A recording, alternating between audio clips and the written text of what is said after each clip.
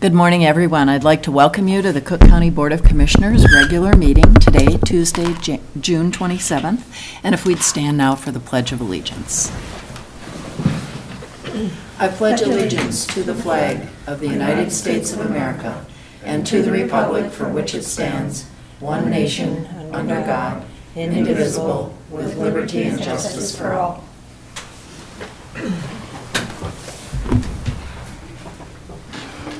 So at this time, are there any adjustments or changes to our agenda? Any adjustments or changes? Madam Chair, I'd like to make a motion to approve the agenda. Thank you, Commissioner Mills. Is there support? Support. Thank you so much. We have a motion and support. Any further discussion?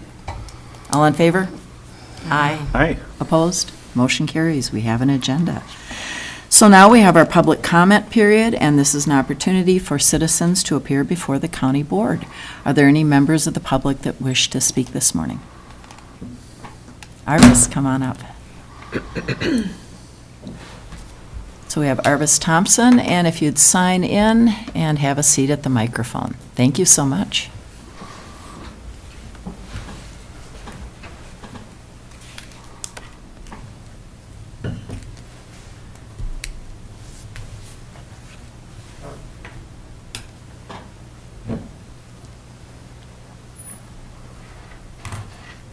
Good morning. Good morning.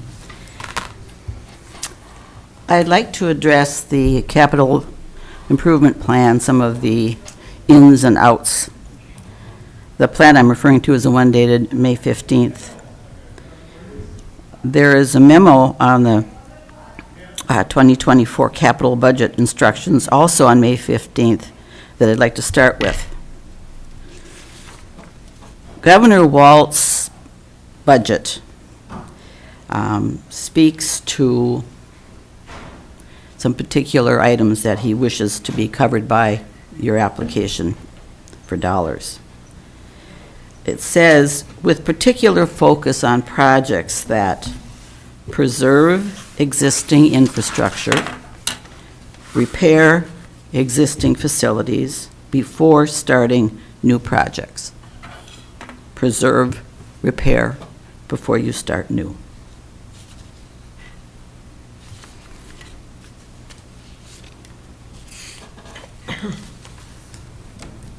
It also talks about general operating expenses, such as the moving and relocating costs for doing any of the things that you're applying for, that those are not bond eligible expenses.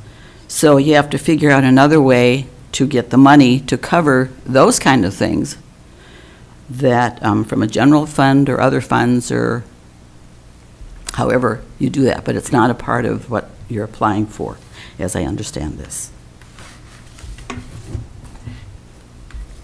The June 24th News Herald had a discussion of the capital improvement plan, and it referred to an option A of the plan. Is option A the same as option 1 referenced in the May 15th and every previous planning project?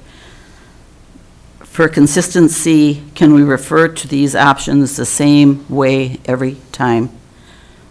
Only those who closely watch and listen to discussions would possibly guess that option A and option 1 are the very same. You create confusion when you aren't consistent. Does that mean in the future we have to consider, if you talk about option 2, that's also option B, or option 3 is also option C? Can you come up with one way to identify it for everyone?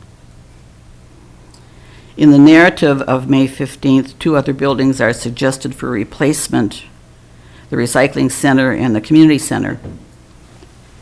Will a decision be made on these 2 buildings before a plan is finalized? Funding would be dramatically increased if even one of these is slated for replacement. The community center difference between replacing and repairing is $2.6 million versus $790,000.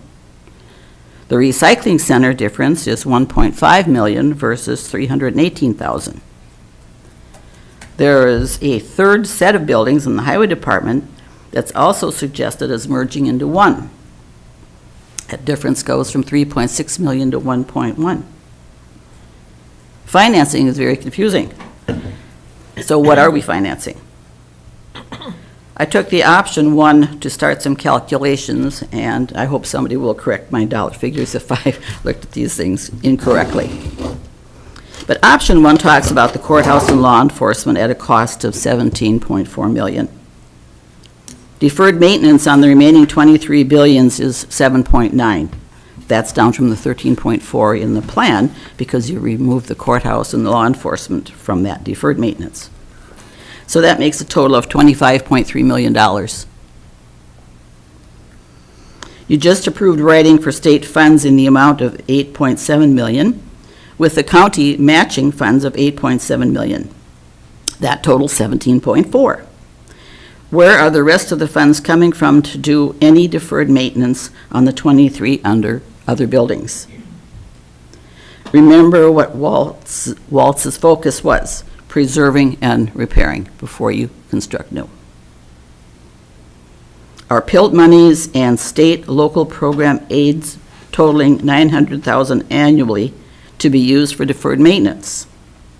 What were these monies used for historically? Were they a part of the budget and you considered them to reduce the county budget or reduce the levy? Or did we never rely on them, or how are they going to be worked into this process, not only initially but down the road? How about in option 4? Law Enforcement Center as presented in option 3 and all the deferred maintenance.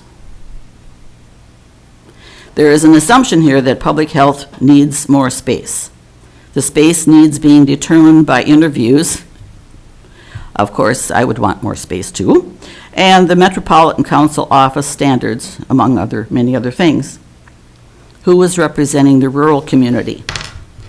Are these standards applicable across geographic lines, rural versus city? So what are the mandated services and what are not mandated services?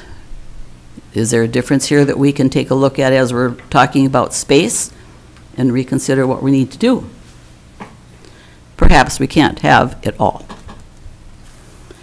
The report suggests many more employees will be hired also. I counted at least 5. I didn't know that a capital improvement plan was also a staff hiring plan. How are any of these big expenses going to provide better service to your constituents at a cost that will not burden the very people you say you are serving?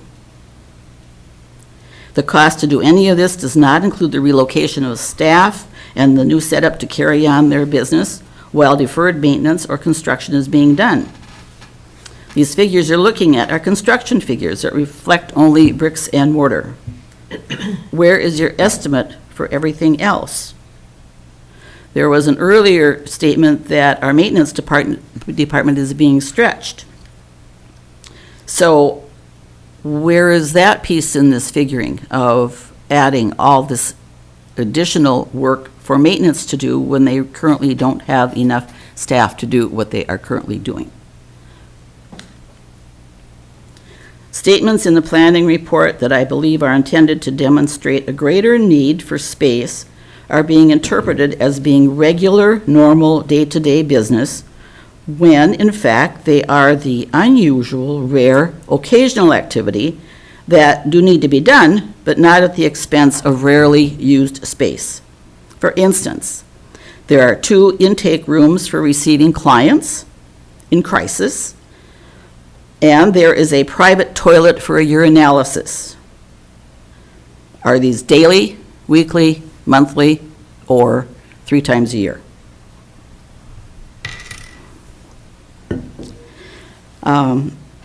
Commissioner Sullivan and I had a discussion back February 16th about the dollar amounts in the plan under the 5-year category. At that time, she was going to approach to see if we could get the details of that. That was 4.5 months ago. Is that information available today? If not, why not? When will it be? How can you make plans when you don't know the details? Thank you. Thank you so much. Are there any members of the public that wish to speak this morning? If not, we'll move on to our consent agenda items. Is there any item a commissioner wishes to pull? All right, if not, I'd entertain a motion. So moved. Thank you, Commissioner Mills. Is there support? Support. Thank you, Commissioner Starley. We have a motion and support. All in favor? Aye. Opposed? Motion carries. So Engineer Haas is here with our Highway Department. Good morning. Good morning, everybody. All right. All right. So, this is a little bit of paperwork. If you read the summary, you'll notice back in 2021, we actually already approved a resolution unanimously here for use of highway maintenance funds, or I'm sorry, use of state aid funds for highway maintenance facilities. The resolution had 2 facilities on there. One was our salt sand shed, which you can now see is basically done. And the second one was another storage facility, a cold storage facility. In the process of just, projects and being kind of restricted with funding for this year, we decided to push our storage facility until 2024. And additionally, kind of some further analysis and discussions that we had through, not only with my own staff, but also, our Highway Advisory Committee. I think we came to a cow and talked about it. But also, Committee of the Whole. And said, a cold storage building obviously is needed, but would really benefit us is a heated storage facility. And so, that's what we pivoted to in our plans, and so that's where in the review process of kind of checking the box as far as paperwork is concerned for state aid, it was determined we needed a brand new resolution saying this specific facility was being constructed. So, I guess, does anybody have any questions? Any questions? Commissioner Hawkins. What's the price of this building? I forgot. I think in the estimate right now we have, if I scroll past the resolution, about 1.7.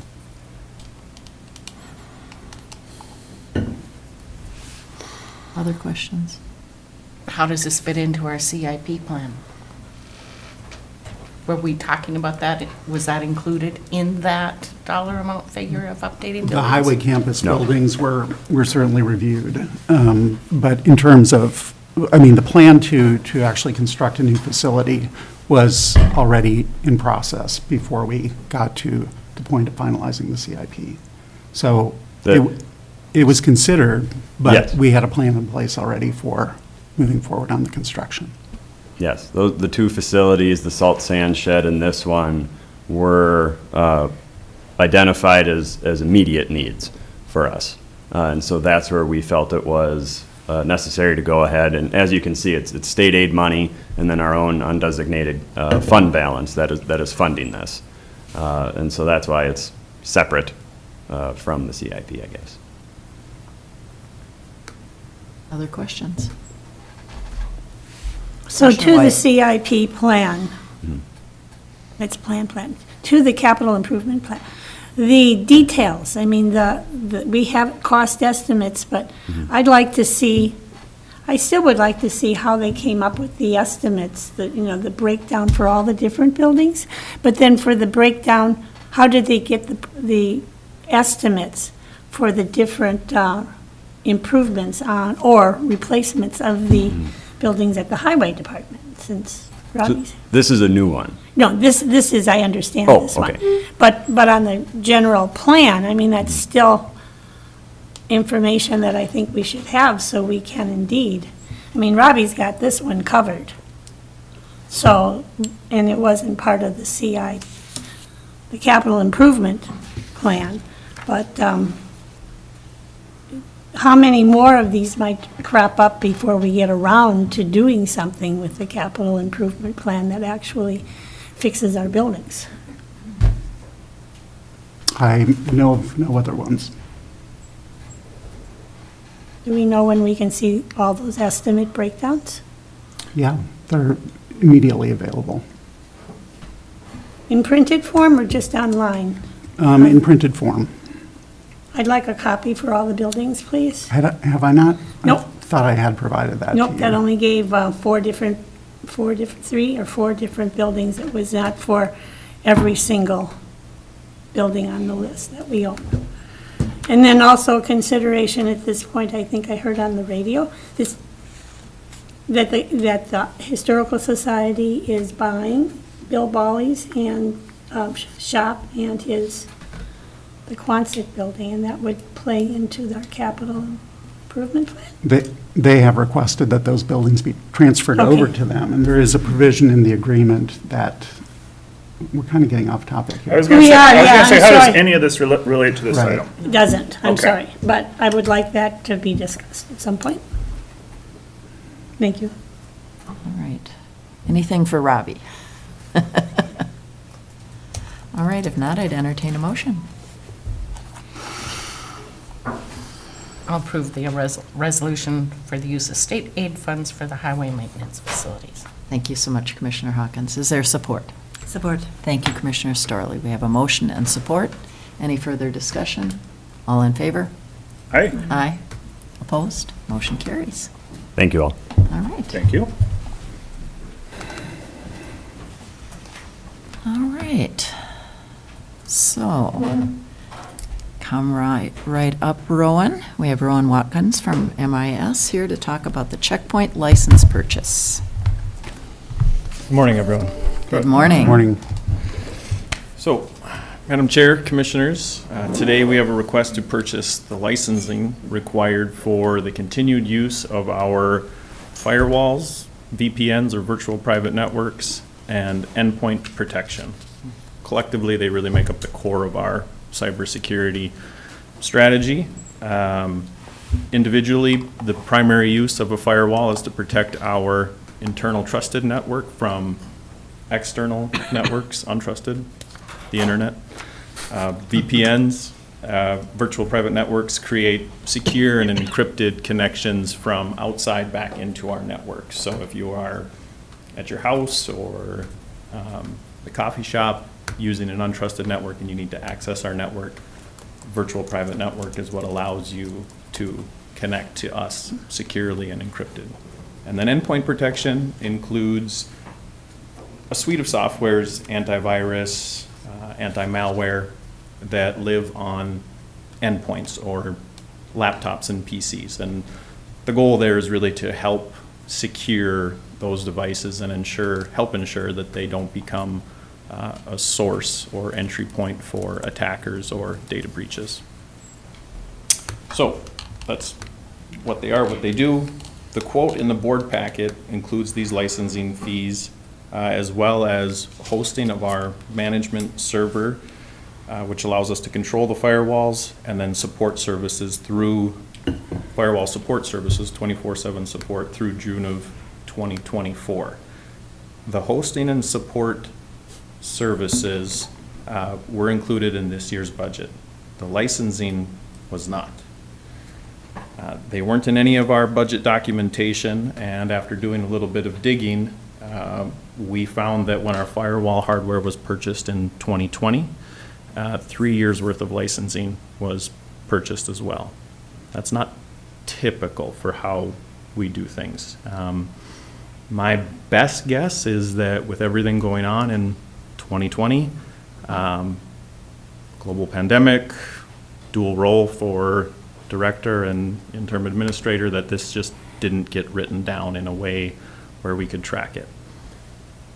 My assumption and mistake was that since our firewall hardware is included in our budget, annualized over the life cycle, the replacement schedule, 7 years, was that the software was through the term.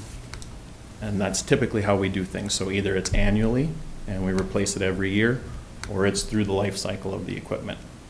And we didn't replace it in 21, we didn't need to renew it in 22, so it's a little bit of an oddity. And once we found out that the license needed to be renewed, we reached out for a couple different quotes. And the quote that we included is from Midpoint Technology. They are a Minnesota-based company. We use them currently for the hosting and support services for our firewall. So they know our needs very well. And they came in $6,000 under the competition, who we previously purchased the license through. So our intention with these licenses is to purchase them on an annual basis going forward. That makes the most sense to me for a few different reasons. It helps keep the budget flatter year over year, easier to track. But it also provides some flexibility should an opportunity in this space come up. We've seen in the past, the state has put forward initiatives and programs in cybersecurity. In fact, that's how we got our first firewalls back in 2014. This recent round of legislation, they committed significant amount of funding to cybersecurity for the state. We benefit from that, but not directly to our stuff. But I can see value in us not being locked into 3, 5, 7-year contracts. And so our intention is to purchase these licenses on an annual basis going forward. And with that, I would stand for questions. Any questions? Certainly makes sense to me to do those on an annual basis and shop around for good deals, or, you know, if things change, it gives us opportunities, so. Other questions or remarks? Not, I'd entertain a motion.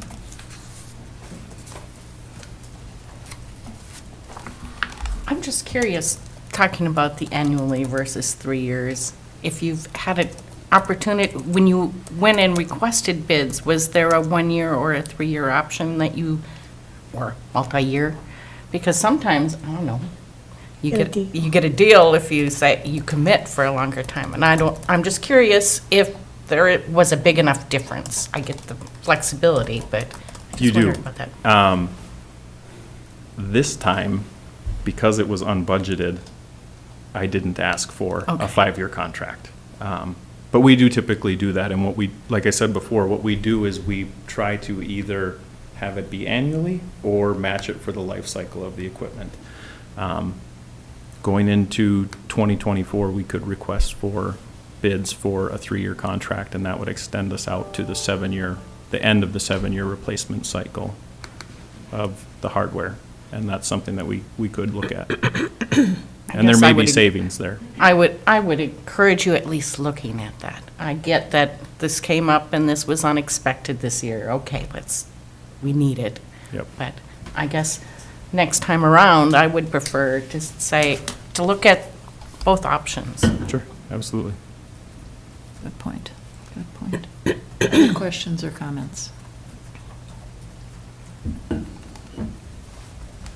Is there a motion? I'll make a motion Thank you. to purchase the software licenses needed for the continued use of the firewall gateways, management server, VPNs, and endpoint protection. Thank you so much, Commissioner White. Is there support? Support. Thank you, Commissioner Hawkins. We have a motion and support. Anything further? Any discussion? All in favor? Aye. Aye. Opposed? Motion carries. Thank you very much. Thanks, All Ron. right. Thank you so much.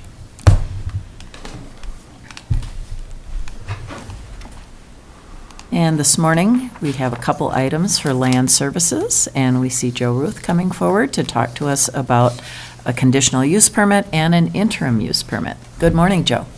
Good morning. Martin?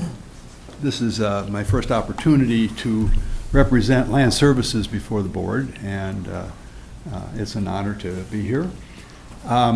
Tim Nelson and Neva Maxwell are both out of the office this week, and I've been asked to represent Land Services in the presentation of these two special use permits. The first one is a request from Mr. and Mrs. Bloomquist on Bloomquist Mountain Road to construct a 4,500 square foot shop, garage on their property. in order to store equipment and service equipment for the work of Bloomquist Construction. And this is required because in the FAR3 zone district, you're only allowed up to a 3,000 square foot building without the presence of a principal structure, in other words, a house. And there's no principal structure on the property, and the building does also exceed the 3,000 square foot limit. So they have brought this, and there was a hearing before the Planning Commission on June 14th, and the Planning Commission has approved this unanimously and has passed this on to the County Board for your consideration. Are there any questions, Commissioners? I can just say from being there on that evening, number of people had been to the property, done site visits, and were very appreciative that the equipment would be stored and would be housed and would kind of tidy up the area, but a lot of positive comments about it.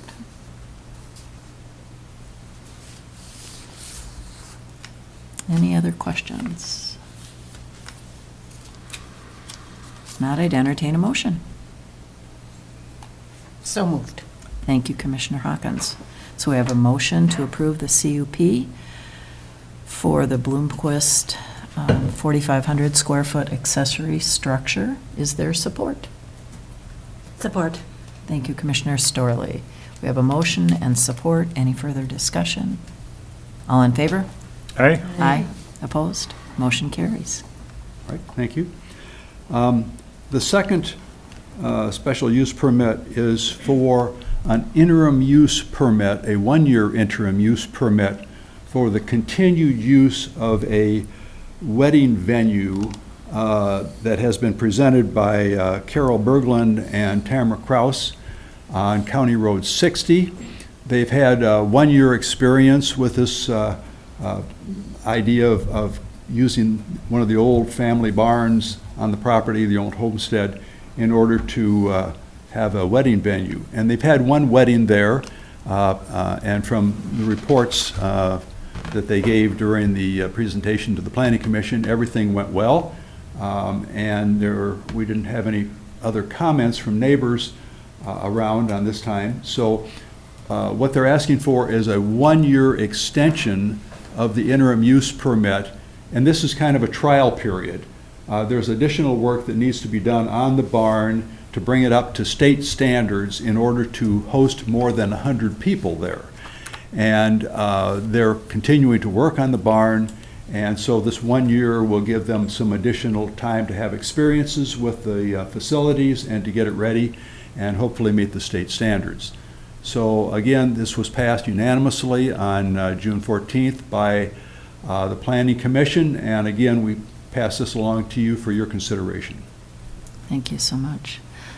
Just for any new commissioners, this was approved last year by the county board, and one of the concerns, the reason it was an interim use, is they wanted to look at noise, hours of operation, in addition to the upgrades that are going to occur to the property. Well, with one wedding, there wasn't really a feeling that was a way to evaluate this venue, and so they wanted to give it another year. The neighbors are supportive. They came together and were very thoughtful about coming together with conditions for this particular IUP, and so I think it would, in my opinion, be very valuable to run another year and then take a look at it. Questions or comments? Is there a motion?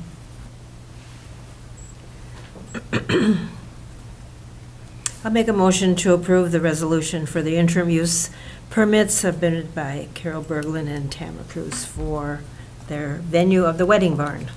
Thank you. So Commissioner Storley has made a motion. Is there support? I'll support it. Thank you, Commissioner White. We have a motion and support. Any further discussion? All in favor? Aye. Aye. Opposed? Motion carries unanimously. Thank you very much, Madam Chair and Commissioners, and I'll pass this along to the applicants. All right, thank you. I'm sure they'll be very excited. Thanks, Joseph.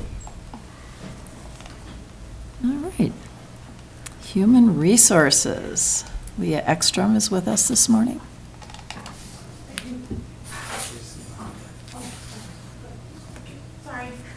That's all right. Don't want to get locked out of the office. I have my keys. All right.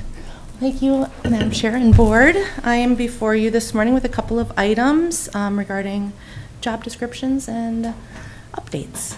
So the first one, excuse me, on the agenda that I have is for the highway clerk, an updated job description and job change grade from a 130 to 140. And Public Health and Human Services Fiscal Supervisor, an updated job description and change in job grade from 180 to 200. These job descriptions went before DDA as one of our first couple as we've getting this process of getting them updated for the next year and a half underway. After reviewing, they felt with the highway clerk still using our Keystone job grade system that we've talked about in the past. DDA felt that the highway clerk was an undervalued position and increased evaluations in the area of responsibility and accountability of the job, and that's why they rated it at a 140. And I guess for the supervisor as well, they felt it was an undervalued position, and they increased the evaluation in the area of complexity and mental effort, and upgraded that to a 200. So I'm sure there are questions about how that process went or how they evaluate those with Keystone. Questions? Commissioner Hawkins? I do. Yes, yeah, yep, So DDA did the scoring on these, correct. and not our scoring committee. Is our Correct. scoring committee working, doing anything, or have we just said DDA is going to do all of them now? Correct. We've consulted with DDA, or we've hired DDA as our consultants for our job description review update and the classification as the outside vendor. So no, our classification committee has not reviewed these. So this goes back to my concern about job evaluations and our whole scoring process.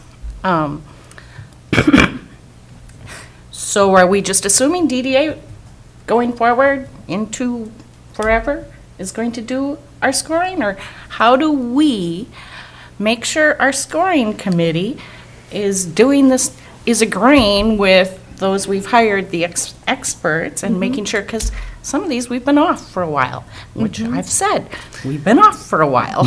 Absolutely, and some So- of these, yeah, job descriptions, it's been, I apologize for interrupting. It's been years since they've been reviewed, and that's why we're undertaking this effort to hopefully get that back on track so that we, A, aren't off and haven't, we can keep this 3-year cycle of reviewing job descriptions, ensuring that they're up to date, ensuring that they're with market, ensuring that they're scored and classified correctly with the correct grade. So we are seeing that they've been off. To address the part about the classification committee and making sure that we're, as a classification committee, staying in tune with what DDA is doing, I think that's a very good point. We had talked about that before, about our classification committee not necessarily redoing everything that DDA had done, because that seems a bit redundant, I guess, and time-consuming. But perhaps going through on occasion, and especially ones where there's maybe been a larger job shift, and reviewing with Tessa, our consultant at DDA that we work with, as to what we as a classification committee would come up with, and then speaking with her about where they came from and if we were off or if we're in line and the positions just have been off for a little while. And so actually, yeah, Tessa and I have been talking about how to construct that going forward and work together, and then looping in our classification committee too, which is tricky to get that committee together, I will say. Madam Chair, if I could. Certainly, Mr. Yes, I'd just like to add a few comments. I think your question is a good one.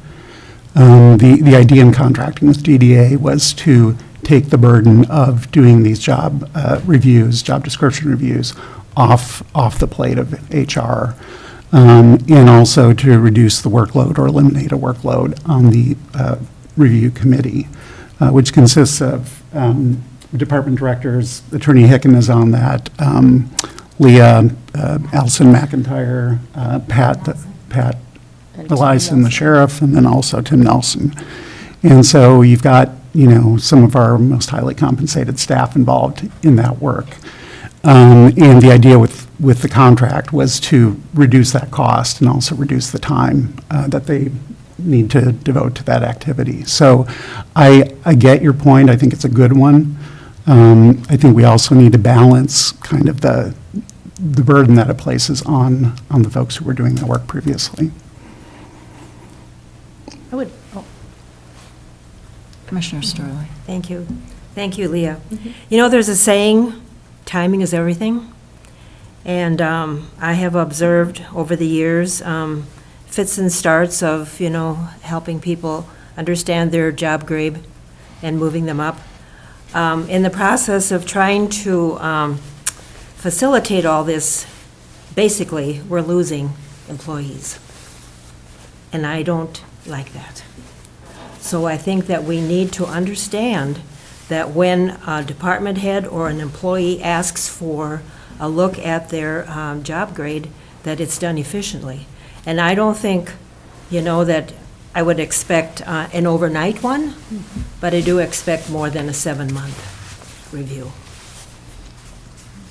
And I don't know how you want to improve that. But we can't afford to lose employees because their job grade has been postponed or put on hold, or, and I'm not saying that, that the David Drone Associates are behind, but somehow we need improvement. Commissioner Hawkins. So how many more from 2016 or 2017 do we have? we have.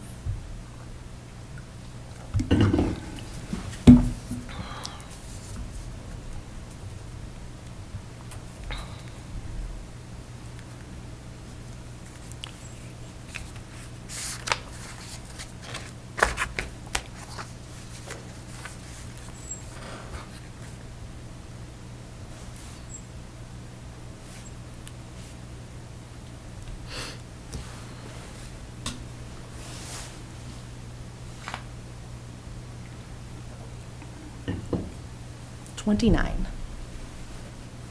29 job descriptions. This is why we need a professional.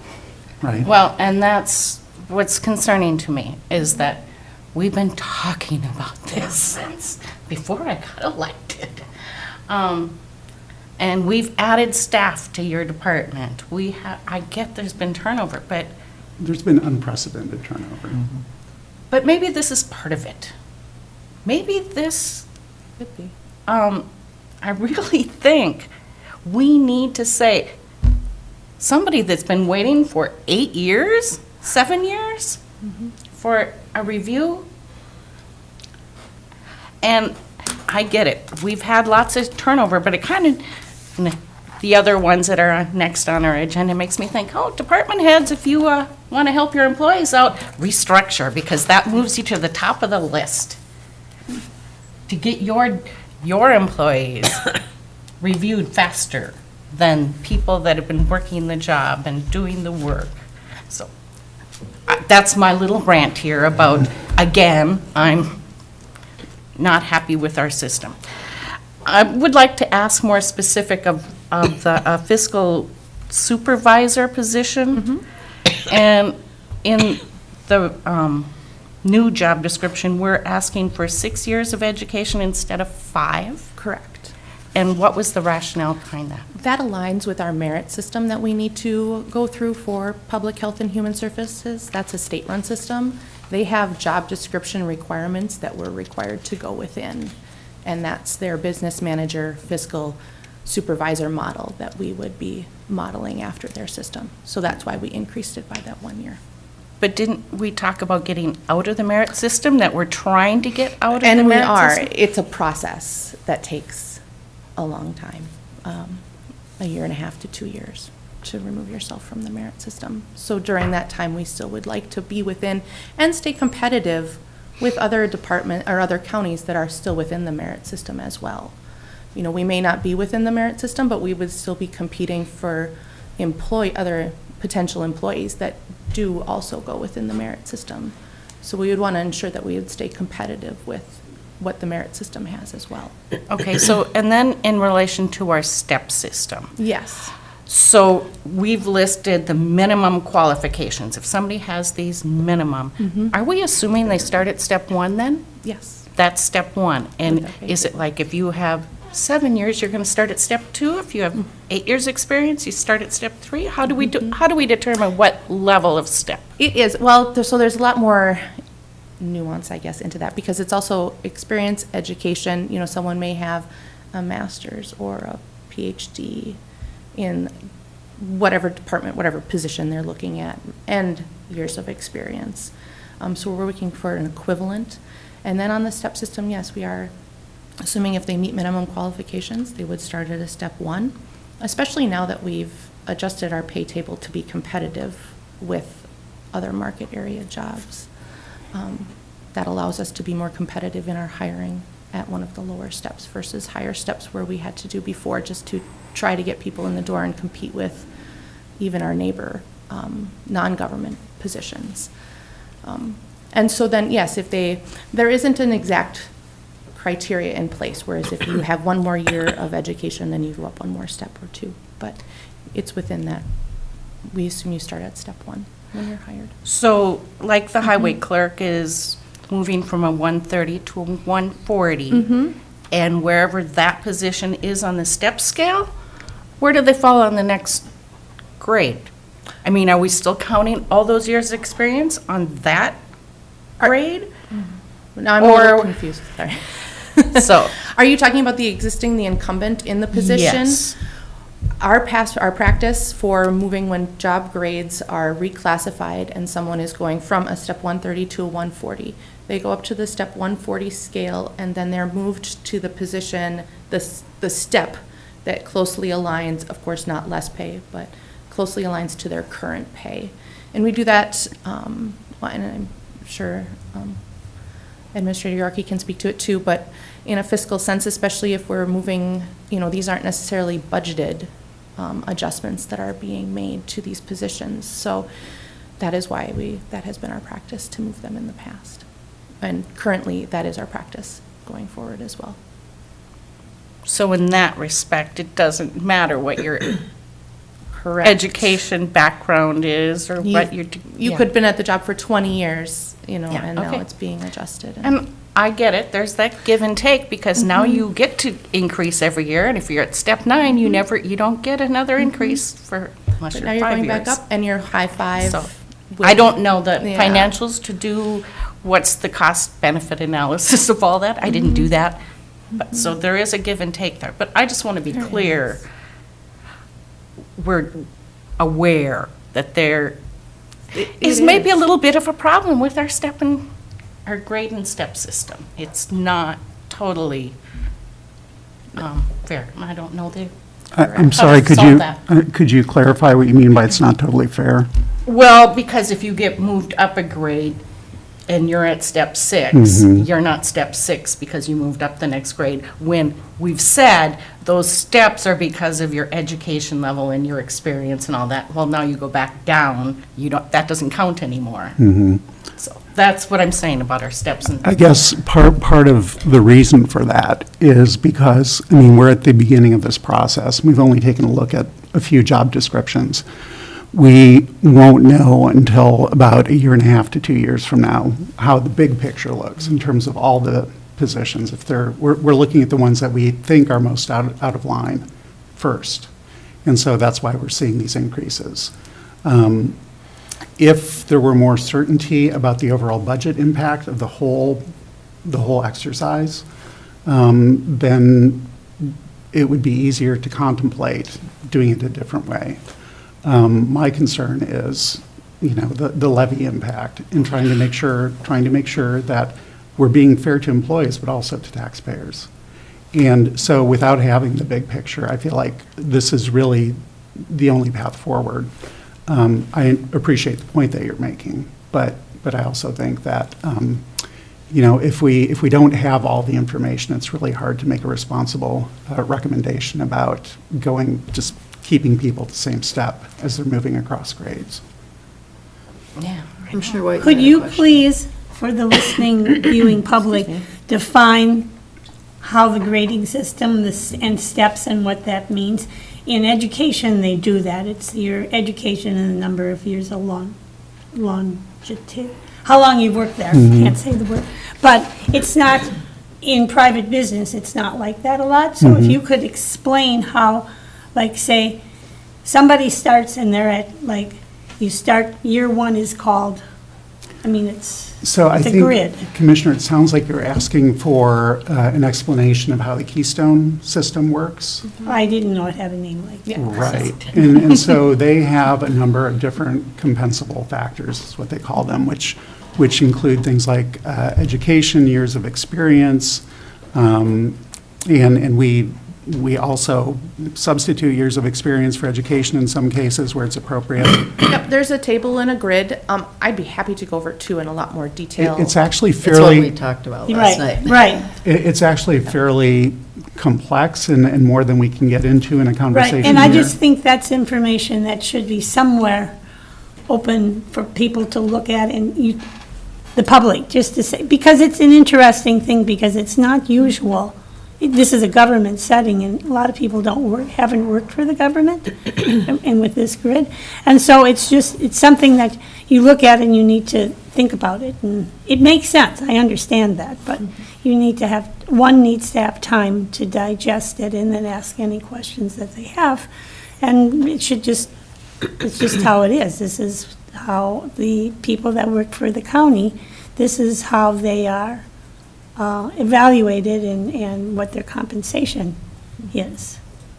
So, There are a number of different systems throughout the state that other counties use. We happen to use Keystone, there's Haystack, there's a number of other ones. We used I forget off the top of my head right now what our prior one that we used was.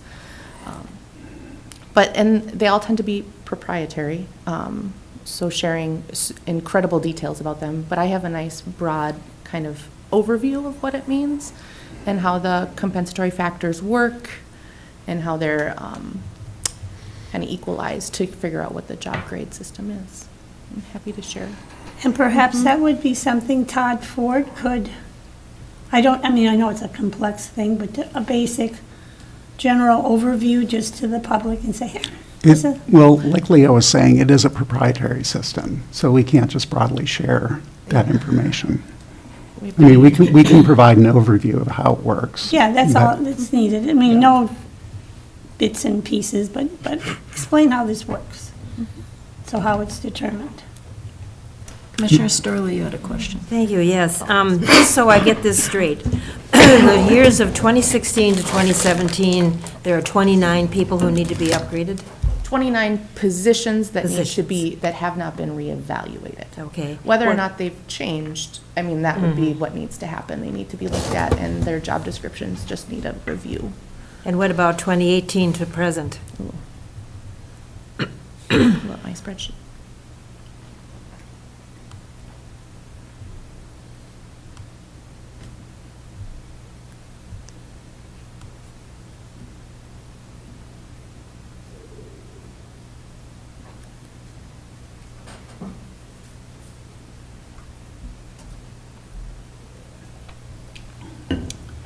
Well, we're. Then we have another 55, So someone, some as Asks- recently as this year. okay, if someone asks for a review, do they go to the head of the line, or do they have to wait? It depends. So if someone just recently had their job description reviewed and is requesting it reviewed again, it would be a conversation as to why. If it's just that they don't necessarily agree with the job grade, there's that conversation to have. If they've had a remarkable change of job duties, maybe there is a realignment and shift in job duties, then we would move that up in priority to having that redone. Thank you. And Madam Chair, if I could just add, speaking to the lag between 2016 and now, I can't speak to what happened before I got here in 2020. I can tell you what has happened since I got here in October of 2020, and that is that when I got here, we had a human resources director who was working 60 hours plus a week to try to do her job, and who also just got extremely burned out and left the organization in October of '21. And at that point, the HR director position was vacant for a couple of months before Leah started in that role. This was during the pandemic, too, and we have had incredible, and I said unprecedented turnover during that time. And so we've really been running to stand still just to keep all the recruitment going, doing interviews, onboarding people. The workload has been tremendous. And so over the last 3 years, there has been very little opportunity to do some of these longer-term things that really need to be done. And nobody's denying that we're behind. And that was the reason that we recommended contracting with David Drown Associates to do these job description updates, because Leah and Kathy Polly simply did not have time to do that. So, you know, we are where we are. Yes, it would have been better to get to these sooner. There are reasons why that didn't happen. We are trying to make it right now and do better moving forward. So that's where we are. Yep. They are important to keep on top of. I mean, you know, job descriptions and county policies are two huge parts of HR that need to be maintained and consistently looked over year after year. So we don't fall behind and get to this situation where we have, you know, 29 job descriptions from 2017 that need to be reviewed. And hopefully in the next year and a half, you know, as we're especially getting this process going, you know, these are the first few that we're kicking out and getting kind of a rhythm to it as well and how that'll work. So my hope is that as we continue moving forward, the rhythm will get more consistent, even, and just kind of have a steady, nice steady stream for the next year and a half, maybe even. Well, I won't even say next year and a half, yeah. I'm just excited that we have 5 more job descriptions done, and that we have 9 in the queue, and that we're just plugging away and we're going to get this done. So I'm keeping my eye on the prize at the end. Yeah. And I think all of us feel that these are important things to review on a regular basis, and this is our start. Yep. Commissioner Mills. Thank you, Madam Chair. Thank you, Leah. So can you talk a little bit about how you feel like it went with DDA as far as your perspective? Was it a pretty easy process? Clearly, it seems like it's worthwhile in your opinion, and yeah. Yeah, it's definitely worthwhile. I think that we've had, I won't even say it right, you know, getting our rhythm and organizing how we want to communicate efficiently. You know, we have a standing meeting weekly just to talk and review with job descriptions, and just staying on top of that and the best mechanism for sharing, because it's a lot of moving parts. It starts with the employee, then it goes to David Drown, and then it comes to me, then it goes back to the employee, then it goes back to David Drown, and then it goes back to the employee, and then maybe back to David Drown, and then back to the employee, and then to you. So it's a lot of moving parts with potential, job description review, classification review, finalization.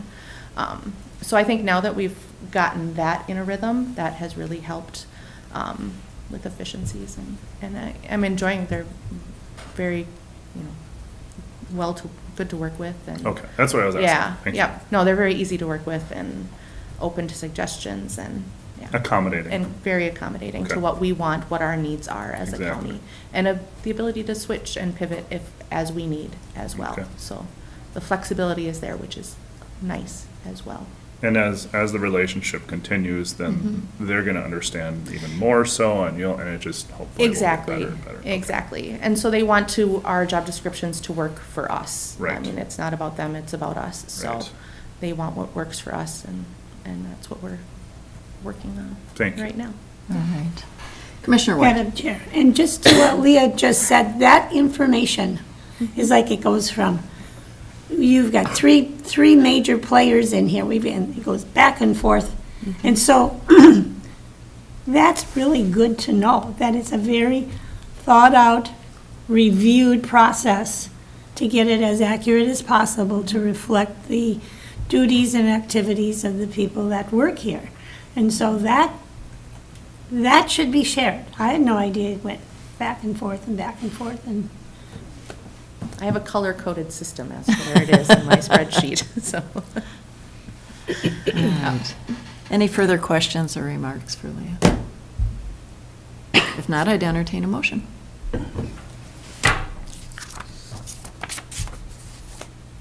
Well, I'll move to recommend the job description updates for highway clerk and public health and human services fiscal supervisor. Is there support? Support.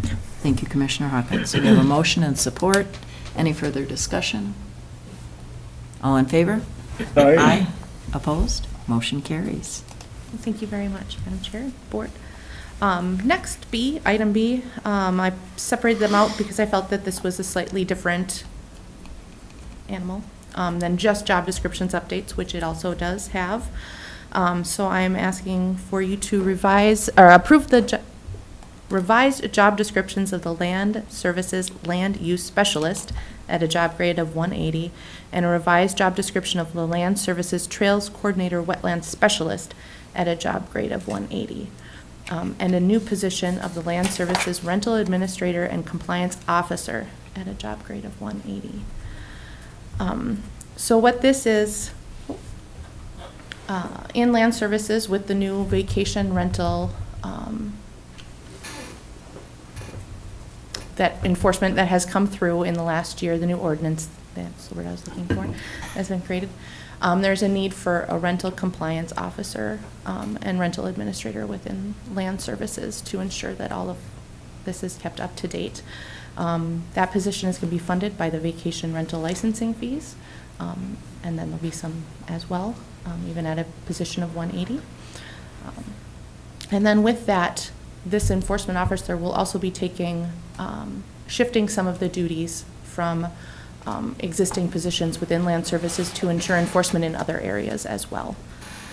With that, it was discussed to have a realignment within Land Services and also to add trail coordinator position, which is a half-time position that will be shared by one staff member with also wetlands administration.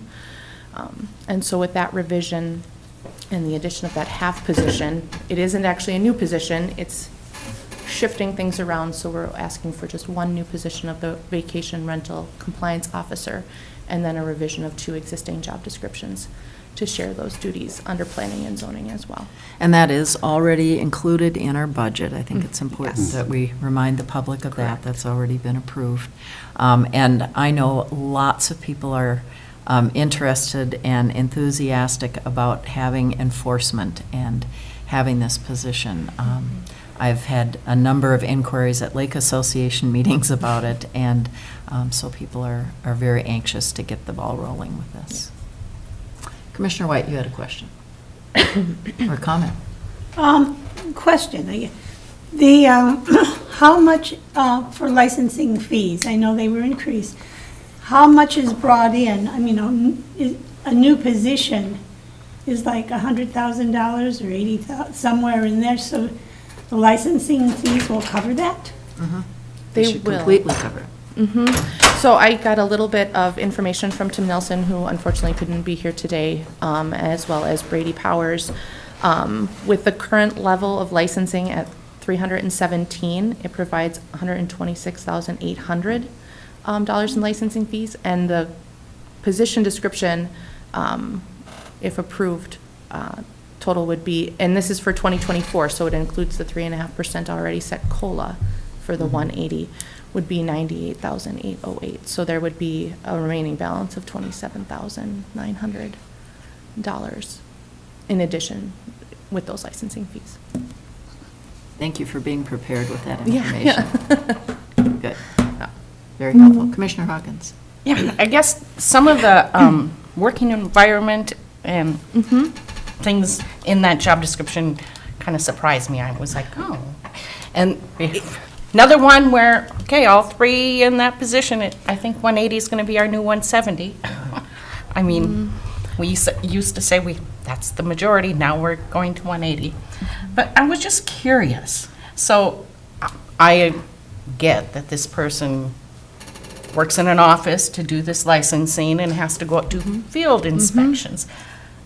But one of the things is they've got to lift 50 pounds, be able to lift 50 pounds every day. And I'm like, what are they lifting that's 50 pounds when you're on a daily basis. Yeah. Well, they will also be enforcement and inspecting other things as well. So when you think of enforcement beyond just rental, vacation rental compliance, and I also am not the subject matter expert of enforcement in land services, so I don't want to speak in too much detail about that, because that is not, Tim would be able to better do that. But I think when you're thinking about inspecting even septic, I mean, those sorts of things, you're lifting covers, and it may not be on a daily basis, but maybe there's a slew of them. We just want people to be prepared that that is something that would be expected, which is important to do also when we talk about accommodations that we may need to make for employees. Yeah, I guess maybe there was the way this was worded that confused me, because I thought this person was just doing vacation rental compliance, yet, and that's what it says, and that's the job summary. But then when I read down, well, that kind of matches the land use specialist as far as, and so it made me wonder again. Okay. Yeah, well, and you're assisting the environmental health director regarding sewage treatment system, septic inspection requests, tract property on lakes, property owners. So there is other aspects of the enforcement that are in that job description. Assisting, Vacation yeah. rental is, Okay. I will say, this is a new position, I shouldn't assume anything, but that will be a large component of this position. And I will Yeah. admit, I shouldn't have assumed either. It's Yeah. just this description did not match what I thought it was going to look like. So, thank you for the clarification, and I want to see 50 pounds. What gets lifted? It's shocking what I'll, weighs 50 I'll, pounds. I'll ask that later outside. Hauling so. dirt. Are you thinking of applying? I want to see. I used to lift 50 pounds of flour every day, but. Well, 50 is the new 40, too. There you go. Commissioner Storley, you had a question. Well, we spent months on getting the vacation rentals all up to code and up to date and up to who's going to do it, so this is where we are. Somebody needs to be recognized in doing it. Yep. Yeah. So, thank you for bringing the message anyway, even though the specifics may not be quite here with the folks away, but it's, I'm glad that it's being recognized. Most everyone is. All right, any further questions for Leah? Not, I'd entertain a motion.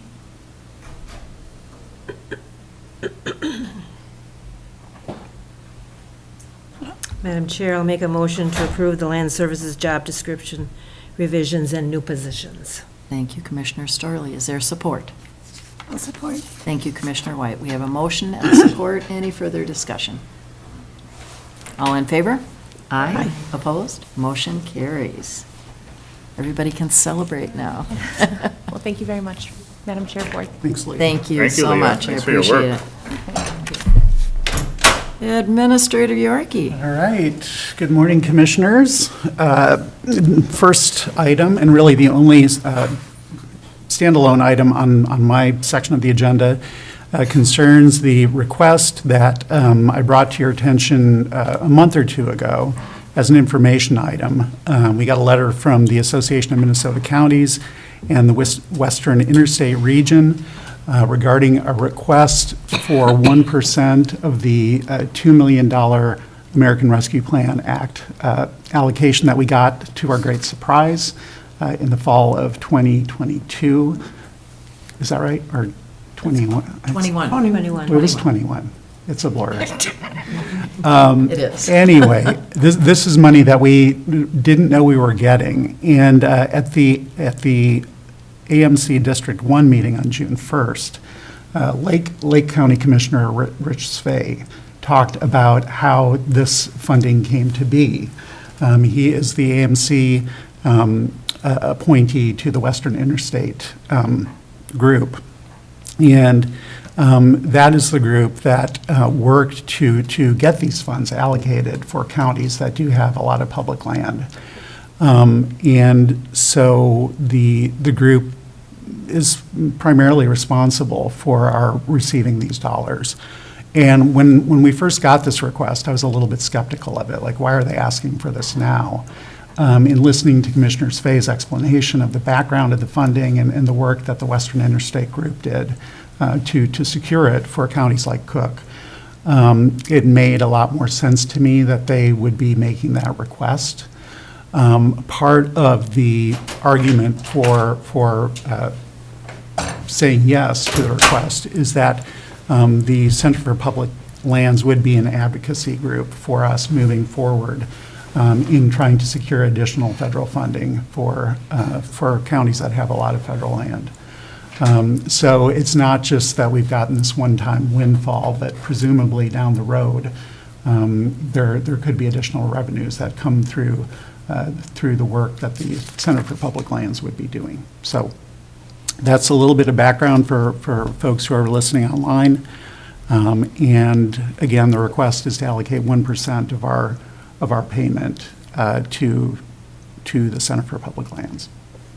I can say at our AMC meeting back in early June, the discussion with Commissioner Svay and a response to all the questions that we sent in advance really has changed my mind about the funding totally, and to look at their advocacy for states that have a lot of federal land. They are looking at fire suppression in areas of national forest. I learned so much at that meeting that I did not know from just the form letters that were sent. And so I feel much more comfortable supporting this, whereas back when we had our committee of the whole meeting back in May, I wasn't feeling so sure about it, just like you. And so I'm excited to have the opportunity to support these endeavors, and in hopes it's an investment for us in the future, and that we'll gain more funds in the future because of this. Commissioner Storley. Thank you. Well, we don't have a lot of details. We just read that they're going to have a national center. Is it going to be in like Wyoming, Montana? Is it a physical thing? Are they going to rent a room in the building? And for $20,000 over 2 years is what they've allocated. That's our 1%. $10,000 each year. Where does that fit into the budget? We haven't budgeted anything for that type of topic because we just found out about it in May. So. Yeah, it certainly is an unbudgeted expense. Yep. But again, it's coming from funds that we got that we were not anticipating. From what I understand, it is not a physical building. They're not putting anything together. It's the services, it's staff that these dollars will go towards, that they're building a fund. I think it's within NACO, actually. Right, Within NACO, correct. yeah. Absolutely. Other questions?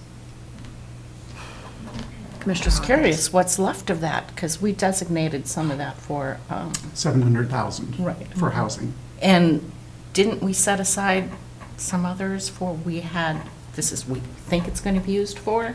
The remaining funding, when we first learned about it, I was coveting it for our capital improvement plan. Okay. I think there's also been discussion about using some of it for possibly childcare, because that's a big need in the community, we know.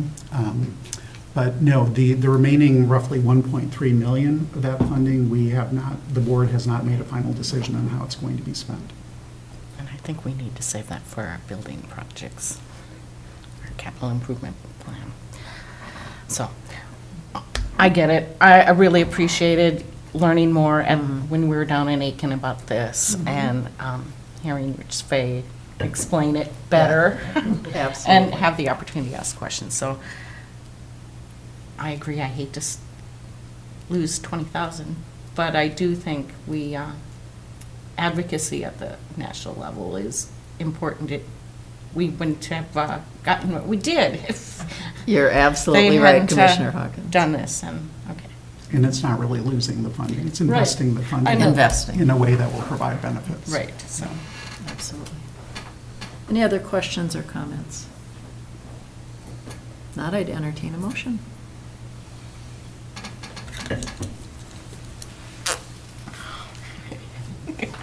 Commissioner White. I'll make a motion to approve the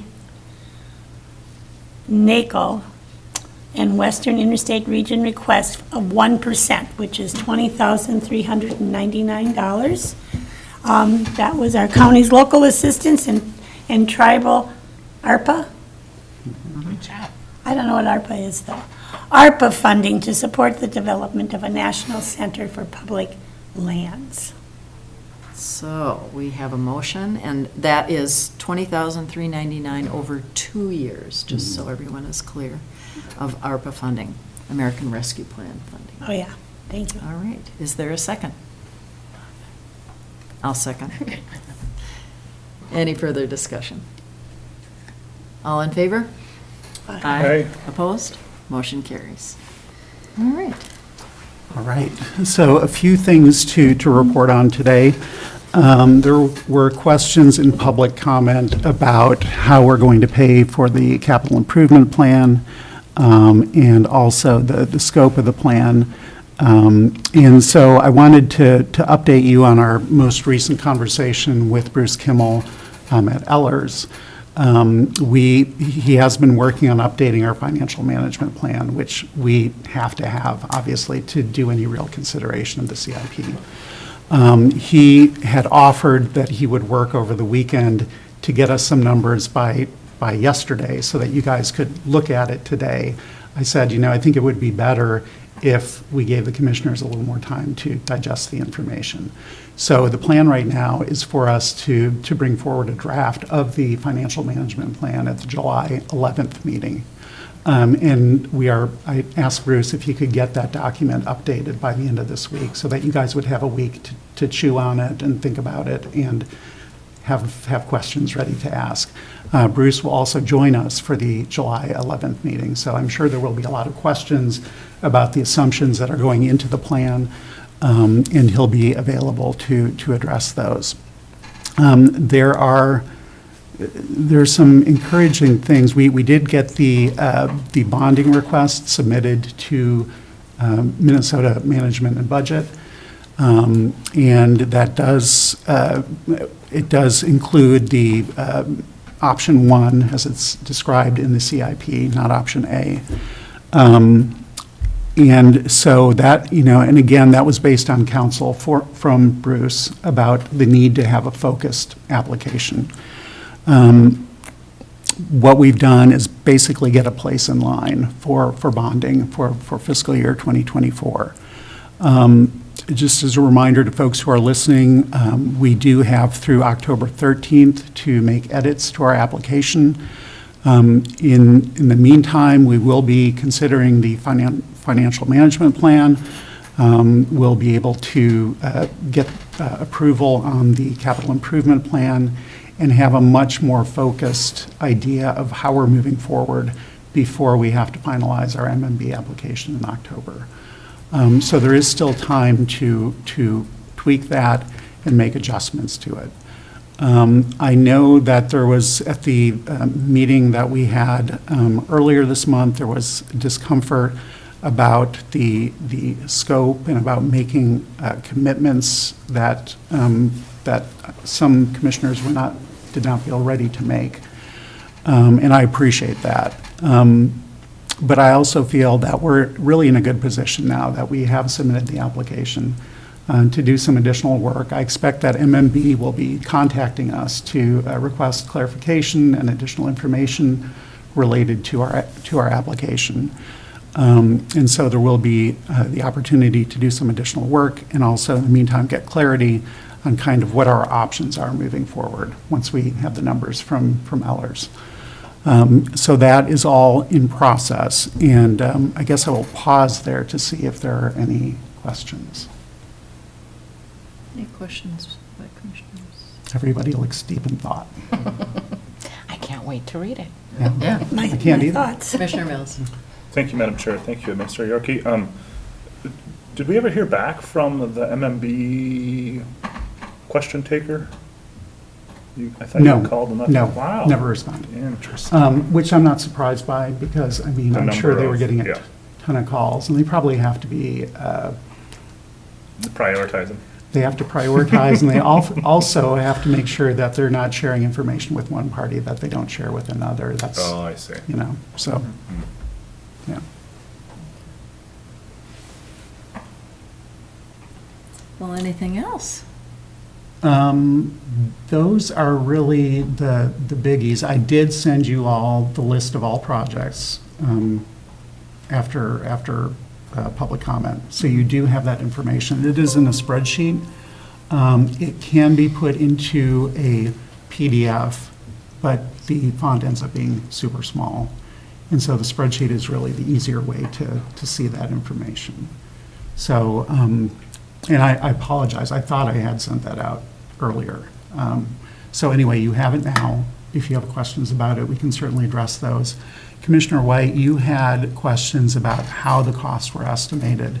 The narrative in the capital improvement plan does refer to the databases that CRBPS uses to get those costs, and they are based on actual market conditions, and those costs are updated every 3 months, or every 3 times a year, every 4 months.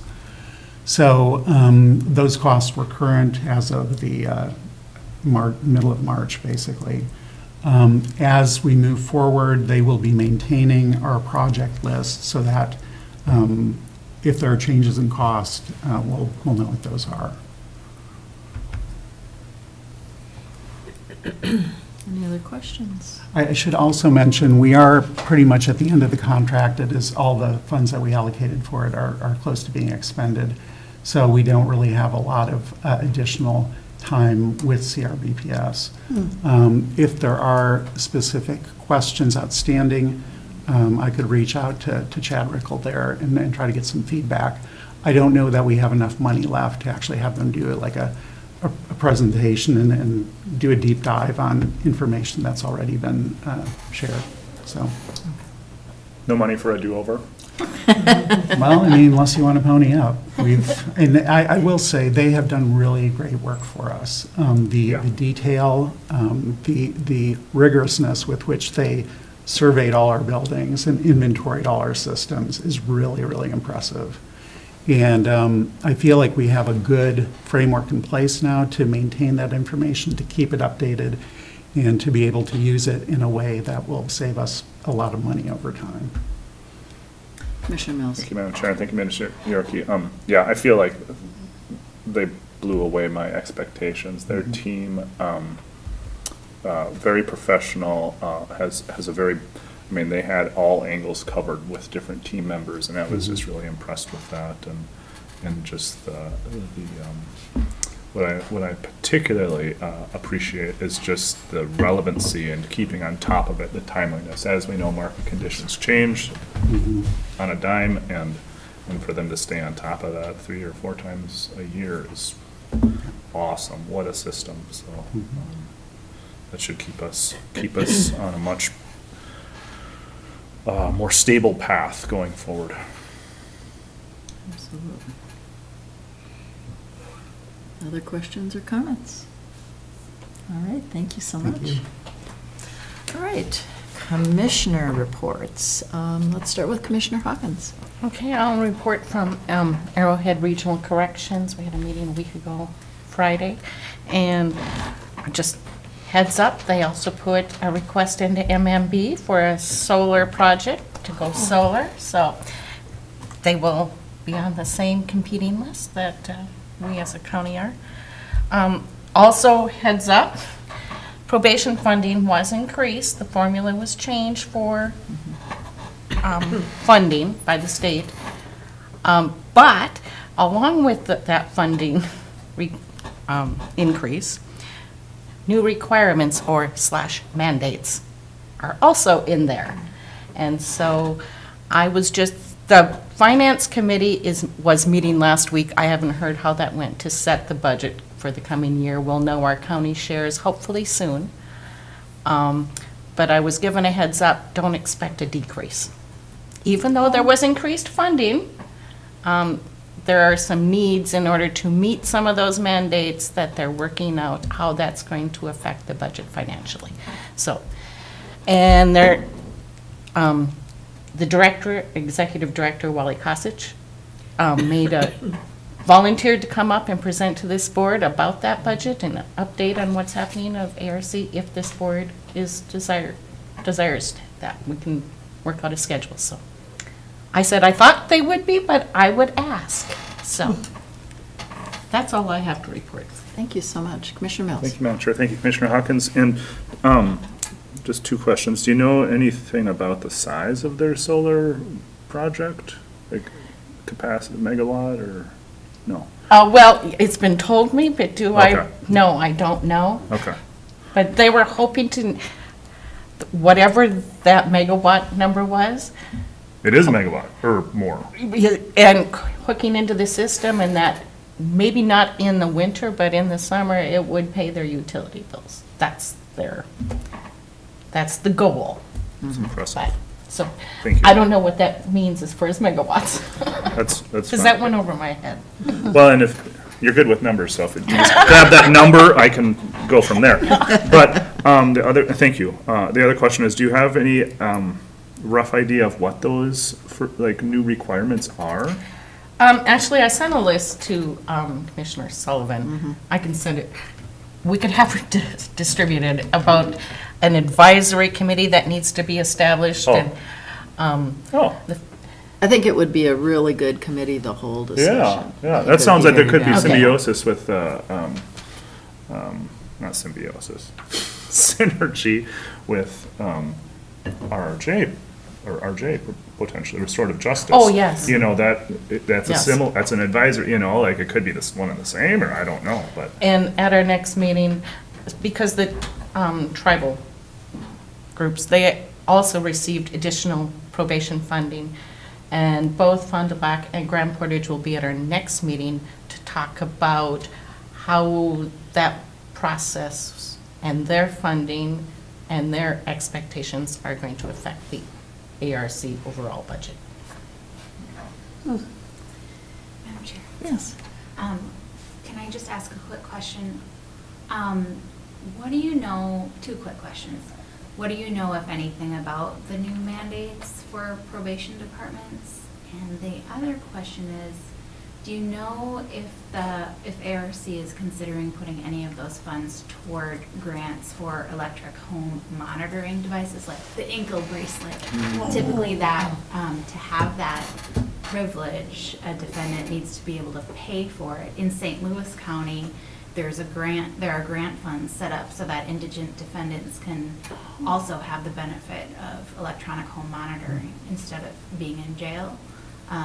Cook County has inconsistently had access to those funds. Oh, really? I didn't, Yeah. I guess I wasn't aware of that. I know that we renew those agreements in our budget, and I just assumed it was, whoever I don't know how that actually works. So there's another question if we invite Wally here Yeah. to say, Yeah. be prepared for this question. Yeah. It seems like. Because it would I be wasn't aware of cost that. saver.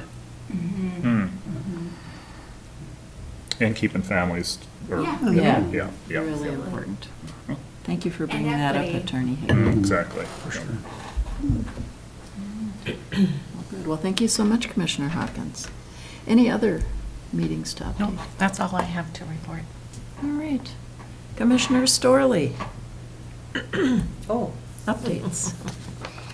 okay, a couple things. After our Christmas outage of 29 hours or better, I have been in discussion with the Lutsen Township to become evacuation center, not only for the winter, but for the summer in case of fires. So we are reaching out also for support from Tofty and Schroeder. We're putting together information. We have a citizen who's looking into what it will take to be a generator to take care of the building, have cots available, foam mattresses, all the things that would be of supply for people to come. We've also reached out to Mike Keyport, and so we're in the process of putting things together for the development of that at the Lutsen Town Hall. That's wonderful. So, more to be, and you'll hear about it. More to be discussed in the future on that. Secondly, I just feel that the Skinner family has had such a blow with their business, not only, for the business, for the county, for everything. And just a big shout out and thank you for all of the fire responders. Thank goodness the 99er wasn't up there. The 99er was at the golf course, but it also then took quite a few people away from the 99er to go up to answer. So there was a lot of things going on that created a chance to step in and do what you can do at that moment. So, I feel that they'll rise up from the ashes, but it's been quite a blow for them. And then the other thing that has been coming from AMC is reaching out for a couple, 3 different committees, and one of them is cannabis. And I'm wondering from our end of the state if anybody would be interested in serving on that committee. It looked like it's about a 4-meeting committee. I think there's going to be a lot of details to it, especially hearing from the public in general in St. Paul. So just throwing it out there to see, do we want to get on board? Any questions or comments by commissioners? Commissioner Mills? Thank you, Madam Chair. Thank you, Commissioner Storley. As far as that Lutzen emergency center or evacuation center, thank you. One of the things that Rowan has brought up regarding our server room is just the potential for battery backup as well as the solar thing, and hearing about the ARC. I just know there's a lot of federal dollars out there, and so having solar panels and a battery for an emergency center, I think could be real advantageous, and then while you're not using it, it just pumps money back. I mean, you just get money, it pumps energy into the grid and you get paid for that. So that might be something, I'm on solar, but I also have a generator, right? You kind of want that backup as well. So it's maybe not possible to do both, or maybe it defers costs, or maybe it helps pay for things if you are producing that power on the regular. But just something maybe to throw into the hopper for them to discuss. But yeah, we had our kind of our conclusion of our cannabis committee, and the question was posed like, well, we've run out the course of things. We've completed this precursor to any legislation. We advocated, we lobbied. Where do we want to go from here? And the consensus of the group was like, yeah, there's still a lot to learn, figure out, and do and advise counties. So the group's recommendation to the AMC executive board was to do it some more, or do it again, or whatever. And so I think whereas I am real cautious committing to more things, I guess this is it would more or less be a continuation of the past committee. So I think they might score me higher if I applied. I don't know. And I'd be willing, because I do think that in our community, we're going to have significant interest and activity around that issue because we're a destination, much like the Muni liquor store is a significant part of our community here. So I think we should. It doesn't have to be me by any means, but I would be willing, and but I think we should, if we can, we should have somebody there. I think it would be very valuable to have you, given the work that you've done and the research you've done. Yeah, and thank you. I'm not entirely sure, because I'm not so integrated with AMC, whether this is just a formality or if they're just trying to cast another net or a broader net, because it is a shift in the focus. Before it was about, this is coming, we want a seat at the table, and blah, blah, blah, we want to try to influence and express our concerns and educate. And now it's more of, okay, it's here, and now we need a seat at the table and express our concerns or interests and all that. So it sounds like a shift, and because we did run that course, they felt like, we're done, and then it's up to the AMC board, and so I was happy to hear they're asking for more participation. Well, I'm personally excited about your interest in it. And I really, I appreciate from the discussion we had a city and county cannabis discussion. Attorney Hicken was also part of that. And, we just have a lot to learn and a lot to discuss to be able to get ready for this. And so I think it is a really important thing to have someone serving. there's a lot that's unknown from the state side of things too. Like, they still need to figure everything out, so it's putting it together, but. I'm sorry, what were the other committees at AMC? It was cannabis and, Public safety, I believe, was one. oh, okay, yeah, I'm on that one. I didn't see that call, I'm sorry. Any other questions or comments for Commissioner Storley? Thank you very much for your updates. Appreciate that. Commissioner White?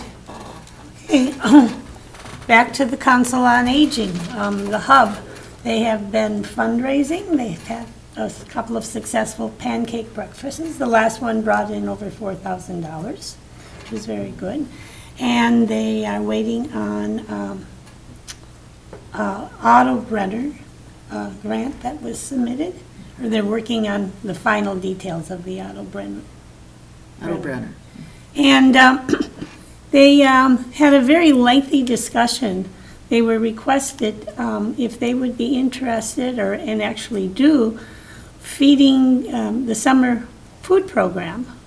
The school in the past has done that, feeding kids 0 to 18 in the county, even if they weren't students here. And the school isn't doing it this year because of a shortage of employees. They didn't have anyone that was interested in doing it. And Kelly Roberts had done it for years, I think 5 or 6 years, and really got it going at the school.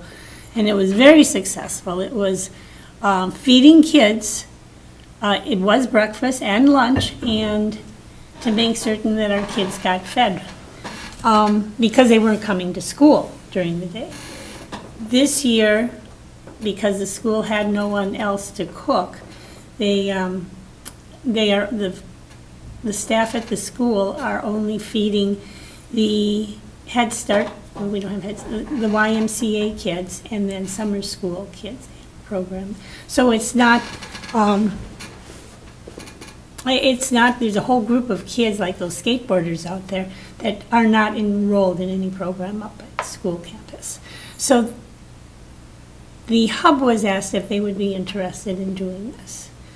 And the discussion was that there was a concern because they are also short-staffed, and they require that the people that eat there on a daily basis, if they come, they do need to call in every day to say they are coming.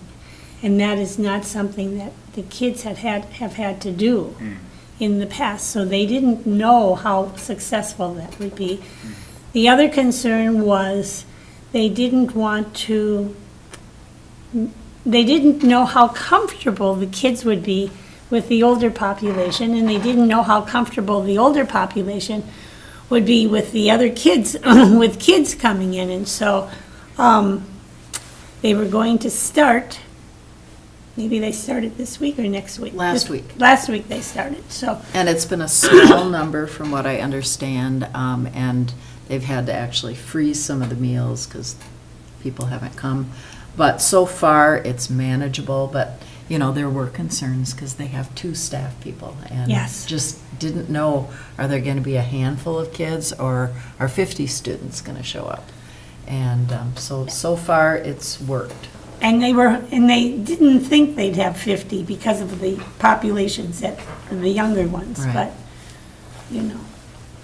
So that, and I'm continuing, they're getting, they're going to be doing more fundraisings, and they are looking for donations all the time. They have a matching donation out there that they need to meet.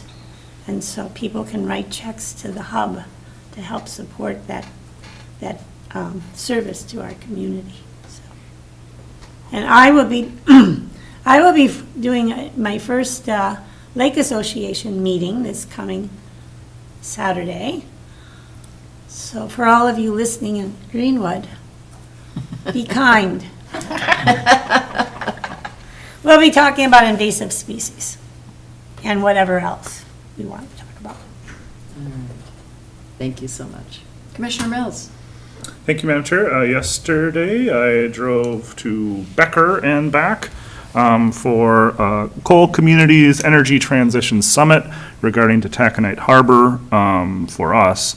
But it was a statewide summit, and they had federal employees and state employees who are there basically to just communicate how much money there is for communities who are transitioning.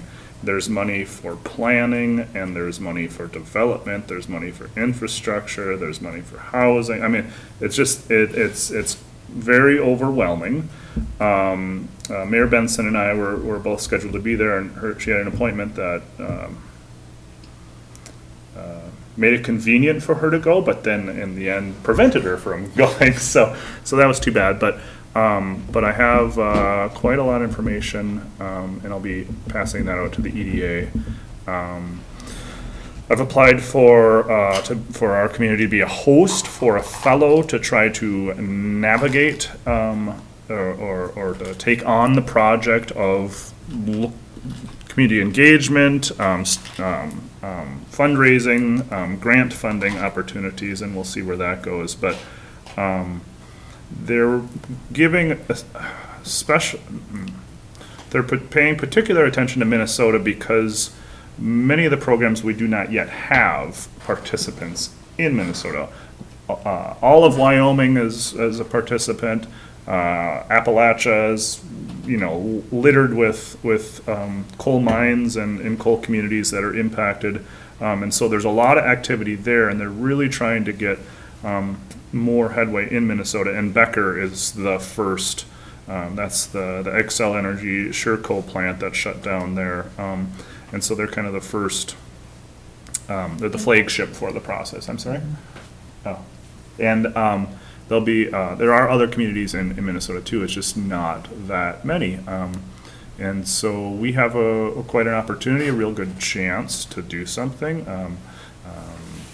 Eric Forsman from Minnesota Power was also there, so I chatted with him a little bit, and we have had meetings with him already, so that was good. And he has reached out to Cleveland Cliffs, and I have not met with them at all or been in those conversations, but there's different ownership down there. I'm sure Commissioner Storley knows all this, so pardon please correct me if there's something I say wrong. But so there's two different landowners there, and so if there was any kind of revitalization, future development, it would be advantageous to include both of them and to try to do some kind of coordination. To this point, it sounds like Cleveland Cliffs hasn't been quite as forthcoming as Minnesota Power, but we're hoping to rope them in. So it was good. Part of me feels like I could have been on a Zoom meeting here. I didn't need to drive 4.5 hours each way to get this information, but it was clear from the other people there that they really value that face-to-face, so I was happy to participate on that side of things. It's a long day. It was a real long day, Yeah. but it was fun and educational, informative. I think I got up at 4 and drove, and meeting didn't start till 10, and then they gave sandwiches for lunch, which was nice, and then got home around 8. Yeah, I just really also appreciate seeing other parts of the state. There's just a lot of differences, and then also a lot of similarities and cultures, and so it's pretty neat. And then, of course, seeing fellow commissioners from other parts of the state there too was kind of neat. And so there was certainly value there, but again, I kind of question, could this have been a Zoom meeting? It's one of those memes that's going around. Couldn't this have been in an email? But no, having those face-to-face conversations was important, and I introduced myself and explained our situation. And it was also interesting because they can't play favorites, right? All they can do is answer any specific questions you might have, and almost everyone's question is, how do we get started? Where do we even begin? And really getting that dedicated person to, take it on seems like a really key thing. So if anyone knows anyone who has a whole bunch of extra time to just take that on, I think that'd be worth bringing forward, but, yeah. And I guess that's maybe all, I mean, yeah, that was yesterday, so that's at the front of mind. All right. Well, thank you very much. We appreciate that and your involvement there. I'll kind of tag on to some remarks that Commissioner White made about lake associations. So it is that time of year. SAG, Seagull, Gunflint have all been in about the last week and a half. And one of the things that was notable is at the Gunflint Lake Association, which was last Friday, we had the U.S. Forest Service talking about the Spice Lake fire, explaining to residents how they were fighting that fire, kind of the strategies behind it. It was really, really a valuable piece. And then I followed that group and talked about emergency management and go bags and invasive species, as you mentioned, and also spent quite a bit of time talking about spruce budworm and what is happening to our trees in Cook County.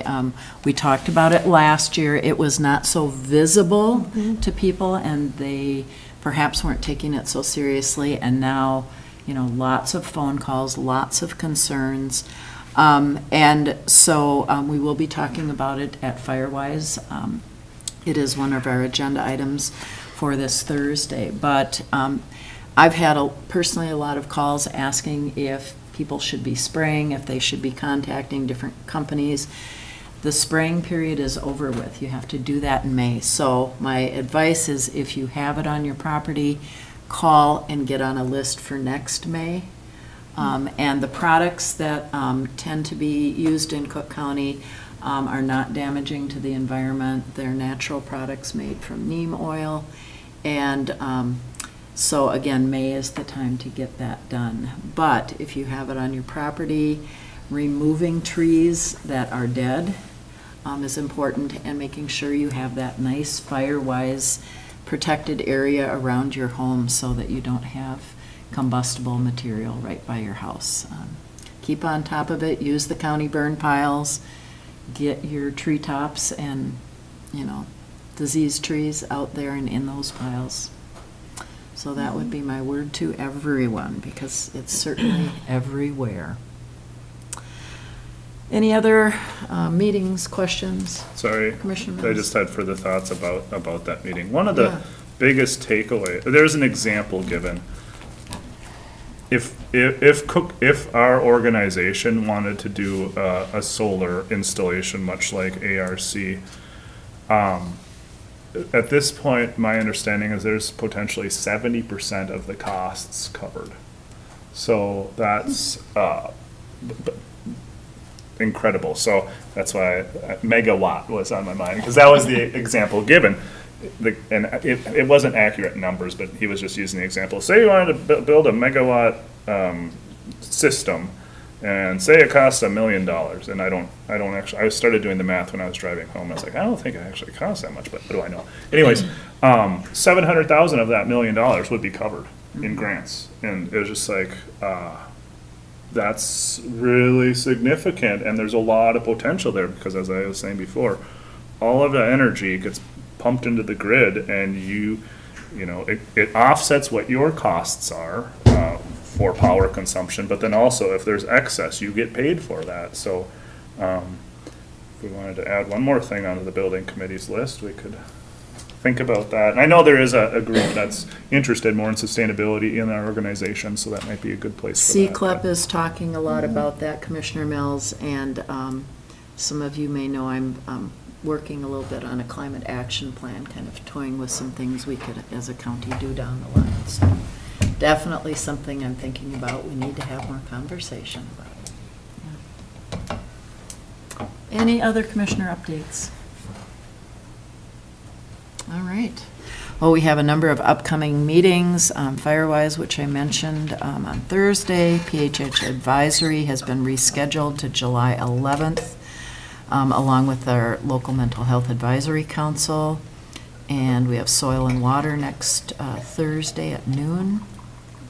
We have our correspondence from the Minnesota State Demographer, our lodging tax and sales tax comparisons. And then recognition of staff. This was supposed to be done at our marathon meeting 2 weeks ago, but it got to be 2 minutes to 5, and we had appeals and equalization at 5, so we said we would wait on this. But we are proud to share these staff work anniversaries. David Eckel, 45 years. There was a nice celebration here at the courthouse for him. That's amazing. He's only 44 years old, too. Started early. Oh, I don't know anyone who's started in the womb with the county before. It's interesting. Scott Van Olken, 15 years. Rachel Espy, 9 years. Rick Hellberg, 6 years. Justin Thompson, 5. Isabella Sheehan, 4 years. Andrew Beavers, 2 years. Tyler Johnson, 2 years. And Ms. Monson, who I've had the pleasure of working with back when I was doing truancy work up in the courthouse, 2 years. And Melissa Wickwire, 1 year with PHHS. So we thank them all for their service and are so appreciative of what they do. Attorney Hicken. I just want to give Jean Munson full credit. Yeah. Yes. She's back in the county attorney's office Right. for 2 years. She started in 2011. That's why And I yes. worked with her, Yes. because it was back then. Yes. Correct. Yes. Was it only like 1 year she was, or how? It wasn't long. It was 2 or 3 years. Okay. Two. Yeah, Okay. and she was with Public Health and Human Services, and then she was with probation, and then she was back at the county attorney's office. So really, she's been almost continuously with the county since 2011. Yeah. Well, that's great. Amazing, amazing. Well, lots of great service to our county and to our community.